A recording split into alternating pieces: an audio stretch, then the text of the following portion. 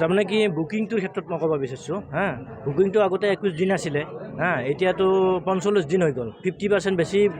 বেছিয়ে হৈ গ'ল 50%কৈ বেছি হৈছে গতিকে বুকিং 45 দিন পিছত এই ঘৰ মানুহৰ 45 দিন নাযায় কেতিয়াও যাব নোৱাৰে ঘৰ বেছি এমাহে নাযায় আজিকালি হা গতিকে বুকিংটোৰ ক্ষেত্ৰত চৰকাৰে অলপ মানে কি সিদ্ধান্তটো অলপ বেলেগকৈ ল'ব লাগে যে আগতকৈ থাকক 21 দিনে থাকক বা 25 দিন কৰক 25 দিন আজিতো মই মোটামুটি 10টা মানৰ পৰা গৈছোঁ হয় কিছুমান 9টাত কিছুমান 8টাত আপুনি 10টাৰ পৰা ধৰক এতিয়া 2টা বাজিল চবৰে অসুবিধা হৈছে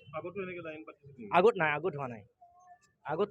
আগত ঠিকে আছে এইটো বহুত বছৰৰ মূৰত হ'ল বাৰু বহুত দিনো নহয় বহু বছৰে হ'ল আগতে আছিলে বাৰু সেইটো সমস্যা কিন্তু এতিয়াহে হ'ল আজি এমাহৰ পায় সমস্যাটো এইটোতো একচুৱেলি সেইটোতো হ'ব নালাগে আমাৰ ইয়াতে